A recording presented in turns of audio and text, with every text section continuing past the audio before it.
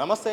తెలంగాణ రాష్ట్రంలో వర్గీకరణ చుట్టూ కూడా చాలా కీలకమైన అంశాలు కూడా కొనసాగుతున్నాయి. కొంతమంది మాత్రం వర్గీకరణ విషయంలో అభ్యంతరాలు చెప్తున్నారు, కొంతమంది మాత్రం వర్గీకరణ సమర్థిస్తున్నారు. ఈ నేపథ్యంలో చాలా అంశాలు అమరవీరుల అంశాలు అయితే, అలాగే వరుసగా మందకృష్ణ మాదిగ గారు చేస్తున్న కామెంట్స్ కూడా చర్చనీయాంశం అవుతుంది. ఇదే నేపథ్యంలో మనతో మాట్లాడడానికి ఎంఆర్పిఎస్ రాష్ట్ర అధ్యక్షులు వంగపల్లి శ్రీనివాస్ గారు ఉన్నారు. వారితో మాట్లాడు. ముందుగా సుదీర్ఘ కళ వర్గీకరణ విషయంలో తెలంగాణ ప్రభుత్వం కూడా ముందడుగేసి రిపోర్టు విడుదల చేసింది.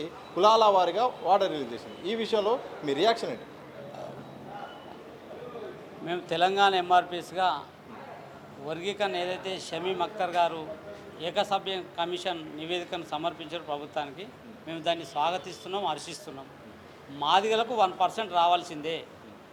1% కోసం మళ్ళీ 20 ఏళ్ళు మా జాతిని వెనక్కి తీసుకుపోవాల్సిన లేదు. ఇప్పటికే వర్గీకరణ కోసం ప్రాణాలు అర్పించారు సురేందర్ మాదిగ, దామోదర్ మాదిగ, మహేష్ మాదిగ. వాళ్ళతో పాటు 14 మంది అమరులైనరు ఉమ్మడి ఆంధ్రప్రదేశ్లో.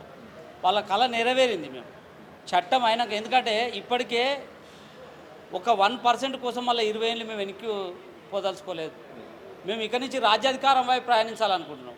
మందకృష్ణ మాదిగ వర్గీకరణ విషయంలో చిత్తశుద్ధి లేదు. వర్గీకరణ మీద ఆయన కావద్దనే ఉంది. ఎందుకంటే నీకు చిన్న ఉదాహరణ చెప్తా.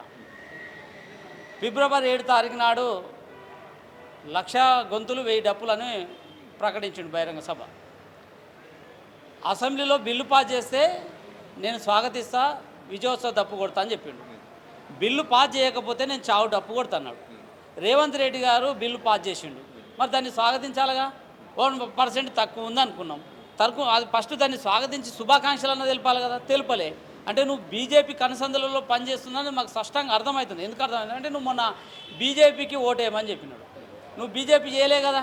నిజంగా బీజేపీకి నువ్వు చేసినట్టుంటే పార్లమెంట్లో బిల్లు పెట్టాలి కదా. మరి పార్లమెంట్లో బిల్లు పెట్టిందా? పార్లమెంట్లో బిల్లు పెట్టలే. నిజంగా నువ్వు బీజేపీ చేసింది అనుకుంటే నరేంద్ర మోడీ మొన్నటికి మొన్న సిడబ్ల్యూ బిల్లు, మహిళా బిల్లు పాస్ చేసింది, చట్టం చేస్తుంది. రామ మందిరం, 370 ఆర్టికల్, జమ్మూ కాశ్మీర్ ఎన్నో సమస్యలు పరిష్కరించుకుందా. మరి మా సమస్యను ఎందుకు పెండింగ్ పెట్టింది?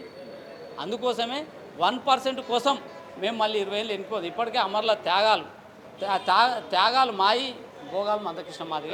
1% గురించి మాట్లాడుతున్నారు. ఆయన 1%తో పాటు ఉపకులాలకు అన్యాయం జరుగుతుంది, మాల ఉపకులాలకు కూడా అన్యాయం జరుగుతుంది. మాల ఉపకులాలు మాలలతో కలిసి ఉండడానికి వాళ్ళకి ఇష్టం లేదని చెప్తున్నారు. ఆనాడు తెలియదా? ఆనాడు వర్గీకరణ చేసినప్పుడు ఆనాడు తెలియదా? షమీమ్ అఖ్తర్ గారికి నువ్వు గీ కులాలు ఏలు ఉండాలి, గీ కులాలు బీలు ఉండాలి, గీ కులాలు సీలు ఉండాలి, గీ కులాలు డీలు ఉండాలని నువ్వు లెటర్ ఇచ్చినావా? ఏబిసిడీలు కులాలుగా అంటున్నావు. మరి ఏ కులం ఎంత ఉందో పర్సెంటేజ్ ప్రకారం 10 రావాలి, 11. సరే, ఉద్యమకారుడు 1% అడగడం తప్పులేదు. ఎవరైనా ఆ ప్లేస్లో ఎవరైనా అడుగుతాడు. మాకు జెన్యున్గా రావాల్సింది 10% రావాలి. కాదని లెక్కలు తీయండి. మాకు ఖచ్చితంగా 10, 10.5 వస్తుంది. మాది ఒక 1% మాకు తక్కువ. మేము స్వాగతిస్తున్నాం. ఏ కులాలు ఎన్ని ఉన్నాలో నువ్వు ఈ కులాలకు అన్యాయం జరుగుతున్నావు ఆనాడు నీకు తెలియదా?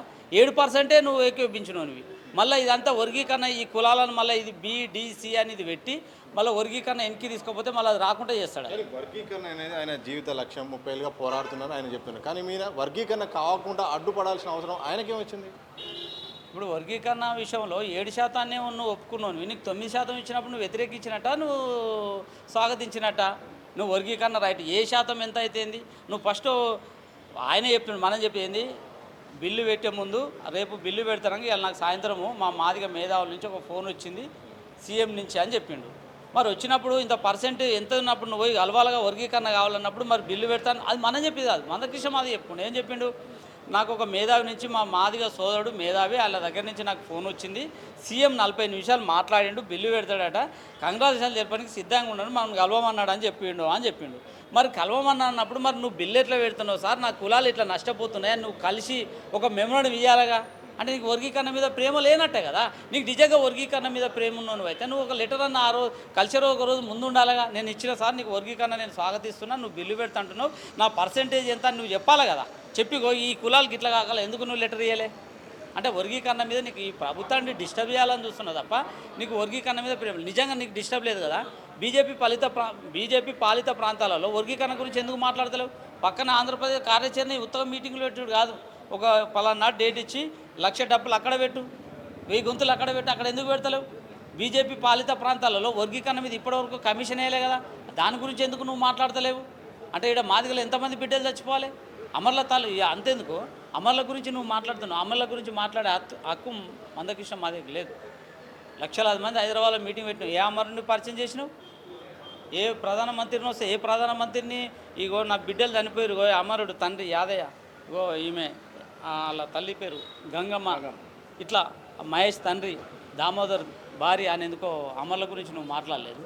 అమరుల గురించి మాట్లాడే నైతిక హక్కు మందకృష్ణ మా దగ్గర లేదు. ఆనాటి నుండి ఈనాడు వరకు మేము అమరుల గురించి ఉన్నాం. మేము వాళ్ళ కుటుంబాలు చనిపోయిన తర్వాత 2014లో తెలంగాణ గవర్నమెంట్ తోటి కేసీఆర్ తోటి ఒప్పించి మేము ఖచ్చితంగా ఆర్థిక సాయం చేయించిన చరిత్ర తెలంగాణ ఎంఆర్పీఎస్కి ఉంది. అందుకోసం వర్గీకరణ విషయంలో ఇష్టం ఉంటే ఆ రోజు సమీం అఖ్తర్ గారికి ఈ కులాలు ఇట్లా కలవాలి, ఈ కులాలు ఇట్లా కలవాలని ఎందుకు లెటర్ ఇవ్వలే అంటే అందుకోసం ఇష్టం. లేకపోతే ఎంతమంది త్యాగాలు చేయాలి ఇప్పటి వరకు? చనిపోయిన వాళ్ళు అమరుల మాట్లాడుతున్నారు కదా.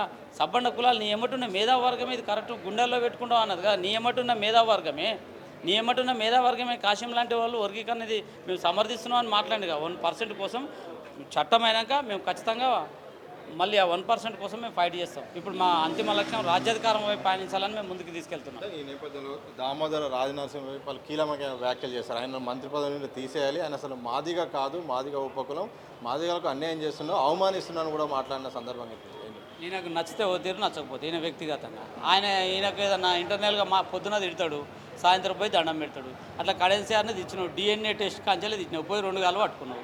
ఈయన కూడా నువ్వు నైట్ పొద్దున పూట మీడియం కూడా తిడతావు, మళ్ళీ సాయంత్రం వెళ్ళామని మళ్ళీ దామోదర్ అంటావు. ఇన్ని మాటలు లేదు, ఎంతమందిని చూస్తలేవు నువ్వు. దామోదర్ నరసింహను ఖబర్దార్, దామోదర్ నరసింహ నీ ఏ కులం, నీకు ఆయన ఏ కులం నీకు తెలియదా? తెలియదే ఆయన ఎంబట్టి నువ్వు ఇన్ని రోజులు ప్రయాణించినావు. నువ్వు ప్రయాణించిన కొన్ని రోజులు ఆయనతో నువ్వు ప్రయాణం చేసినావా? మేము కూడా సాక్షిగా దానికి. మరి అప్పుడు నీకు ఏ కులమో తెలియదా? ఇప్పుడు ఏ కులమో చెప్పాను అంటున్నావు. నువ్వు చెప్పరా ఆయన ఏ కులమో? డప్పు చెప్పును అవమానించాడు. ఏం డప్పు చెప్పు? ఆయన డప్పు చెప్పు కాదు. నువ్వు చంద్రబాబు నాయుడు తమ్ముడు చనిపోతే రామ్మోహన్ నాయుడు దప్పు కొట్టినావు. నువ్వు కొట్టి ఇంకా సమాజాన్ని కొట్టేయాలంటున్నావా? జ్ఞానం కావాలంటున్నావు. చదువుకుంటే జ్ఞానం వస్తుంది, ధైర్యం వస్తుంది, త్యాగం వస్తుంది. దాని ద్వారా సమాజంలో మార్పు చెందుతుంది. డప్పు చెప్పు అవమానపరిచినట్టు కాదు. ఈ డప్పులది కాదబ్బా, మనం జ్ఞానవంతులం కావాలి, పేడెంట్ హక్కు కావాలి. ఇప్పుడు డప్పు మనదే, ఆ వృత్తి మనకు. దాని మీద ఫైట్ చేయి నువ్వు. ఫస్ట్ తోల పరిశ్రమ మా మీద ఉందా? ఎవరి మీద ఉంది తోల పరిశ్రమ? మొత్తం బిజినెస్ దారుల మీద ఉంది. ఆ పేడెంట్ హక్కు ఉందా? దానికోసం ఆ హక్కు మనకు కావాలని ఫైట్ చేయి. దాని మీద చేస్తే దానికి అర్థం ఉంటుంది. మనం జ్ఞానవంతులు కావాలని అంటున్నాం. అంటే ఎంటైర్గా చెప్పండి అన్న, మీరు ఒక వర్గీకరణ వచ్చిన దగ్గర నుండి జరుగుతున్న పరిణామాలు కనుక చూస్తే కొందరు వ్యతిరేకించడం, కొందరు సమర్థించడం, కొందరు ఉపకులాల నేతలతో కూడా వాళ్ళకి సంబంధించిన కులాలు కానప్పుడు కూడా సమావేశాలు పెట్టడం, ఇవన్నీ చూస్తుంటే ఎపిసోడ్ చూస్తుంటే వర్గీకరణ నిలబడుతుందా? మరోసారి షమీం అఖ్తర్కు సవరణలు అభ్యంతరాలు కూడా స్వీకరించలేగా ప్రభుత్వం కూడా ఒక నిర్ణయం తీసుకోవడం ఏం చెప్తారు? ఇది చెప్పే ముందు ఇంకోటి ఎలాగ దామోదర్ కంప్లీట్ కాలి చెప్పేది రెండో క్వశ్చన్ కూడా చెప్తా. ఆయన ఉపకులం అని తెలుసు. ఇప్పటి వరకు ఏబీసీల వర్గీకరణ మాదిగలే అభివృద్ధి చెందినారు, ఉపకులాలు చేయలేదు. డక్కలి, చిందు, మాస్ట్ ఇలాంటి కులాలు అభివృద్ధి చెందలేదని నువ్వు స్పష్టంగా చెప్తున్నావు. రైట్. మరి ఆయన ఉపకులానికి డిప్యూటీ సీఎం ఎందుకు తీసేయాలంటున్నావు? ఆ ఉపకులంతో పాటు ఇంకోటి రావాలన్నప్పుడు నువ్వు ఉపకులం అనే గౌరవించినప్పుడు ఇంకా నువ్వు కింది కులాలను ఇట్లా గౌరవించను? ఆ ఉపకులం ఆయన ఎందుకు బర్తారా చేయాలంటున్నావు? ఆయన ఉండాలని కోరుకోవాలి కదా. ఇప్పటివరకు మాదిగలు అన్ని రంగాల్లో ఉన్నారు, మాదిగలకు నష్టం జరుగుతుంది, ఉపకులాలకు మెయిన్గా జరుగుతుంది అన్నప్పుడు మరి ఆయన ఉపకులం నుంచే డిప్యూటీ సీఎం ఆయన స్వాగతించు. నువ్వు ఫస్ట్ ఆయన నువ్వు సాగతించకుండా నువ్వు ఎందుకు వ్యతిరేకిస్తున్నావు? అదే నీ తప్పటాడుగా అనేది ఉపకులాలు కూడా తెలుసుకోవాలని కూడా మేము ఉపకులాల అన్నలకు విజ్ఞప్తి చేస్తున్నాం. అట్లాగే ఇప్పుడు షమీం అఖ్తర్ గారికి చాలా వినతులు వస్తున్నాయి. టైం ప్రకటించినాను. ఎక్కడైనా ఒక సమస్య, ఇప్పుడు భూమాత పేరు మీద రేవంత్ రెడ్డి గారు అన్ని వినతులు తీసుకుంటు, దాన్ని కూడా టైం పొడిగించలేదా? భూమాత దాని మీద వస్తే పొడిగించిండు. అట్లాగే కులగణన సర్వే అయింది, దాన్ని కూడా పొడిగించిండు కదా. వర్గీకరణ మీద ఒక కమిషన్ వేసిన రిపోర్ట్ వచ్చింది, దాని విషయంలో కూడా పొడిగించారు. దాన్ని మేమే పొడిగించినాం అనేది కాదు కదా. అందుకోసమే కులగణన విషయంలో ఎట్లయితే పొడిగించారో, భూమాత విషయంలో ఎట్లయితే టైం పొడిగించారో, ఎస్సీ వర్గీకరణ మీద వినతులు తీసుకోవాల్సిందే, తీసుకుంటారు. అది చట్టమైనగా చేసుకుందాం అంటున్నాం. ఇప్పటికే త్యాగాలు 14 మంది ఉమ్మడి రాష్ట్రంలో చనిపోయినారు. మళ్ళీ 1% కోసం మళ్ళీ ప్రాణత్యాగానికి సిద్ధం లేదు. రాజ్యాధికారం వైపు మనం పనిచేద్దాం, కలిసి పనిచేద్దాం అంటున్నాం మేము. ఇప్పుడు మహాజన సోషలిస్ట్ పార్టీ ఉంది, 3 పార్టీలు ఇప్పటికి ఉంది. ఆ పార్టీని సొంత పార్టీని చెప్పుకున్నాం కదా, మళ్ళీ బీజేపీ వైపు ఉంది. మేము మహాజన సోషలిస్ట్ పార్టీని ముందుకెళ్ళి రాజ్యాధికారం వైపు పనిచేద్దాం అంటున్నాం మేము. ఇది మా డిమాండ్. ఆ 1% కోసం మళ్ళీ ఉద్యమాలు చేసి మళ్ళీ ఎక్కడదు. మా అంతిమ లక్ష్యం నువ్వే అన్నావు కదా, మోత్కుపల్లి నరసింహనారాయణ ఉంటే టీడీపీ తొత్తు, దామోదరం లాంటి వాళ్ళు ఉంటే కాంగ్రెస్ తొత్తు, మన రాజ్యాధికారం అయిపోయాను. మనం రాజ్యాధికారం అయిపోయానిద్దాం. ఇప్పుడు మహాజన సోషల్ పార్టీని ఇప్పుడు సొంత పార్టీని చంపుకొని బీజేపీ వైపు మనం ఎందుకు మద్దతు తెలపాలి? సొంతంగా మనం ముందుకెళ్ళి రాజ్యాధికారం వైపు ప్రయాణిద్దామని మేము ఎంఆర్పిఎస్గా డిమాండ్ చేస్తున్నాం. మందకృష్ణ మాదిగ. మొత్తంగా వర్గీకరణ కోసం ఎంతో పోరాటం జరిగింది. అయితే మాదిగలకు 10% రావాల్సిన అవసరం ఉండగా 9% వచ్చింది. అయితే 1% తక్కువ వచ్చినప్పుడు కూడా 1% కోసం ఇన్ని సంవత్సరాలుగా చేసిన ఉద్యమాన్ని మళ్ళీ వెనక్కి తీసుకొచ్చే పరిస్థితి రావద్దు. ప్రస్తుతం అయితే వర్గీకరణ అమలైతే ఆ తర్వాత పెరిగిన పరిస్థితులు, మారిన పరిస్థితులు తగ్గట్టు కూడా పర్సంటేజ్ పెంచుకోవచ్చు. మందకృష్ణ మాదిగ గారు కూడా వర్గీకరణకు అడ్డుపడేలాగా, వర్గీకరణ అమలు కాకుండా ఉండేలాగా ఆయన చర్యలు ఉంటాయని కూడా వంగపల్లి శ్రీనివాస్ గారు అయితే చెప్పారు. ఎంఆర్పిఎస్ రాష్ట్ర అధ్యక్షులు అయితే కుండ బద్దలు కొట్టినట్టు స్పష్టం చేసిన సందర్భం అయితే కనిపిస్తూ ఉంది. కెమెరా పర్సన్ వంశీతో సతీష్, దిశ టీవీ, హైదరాబాద్.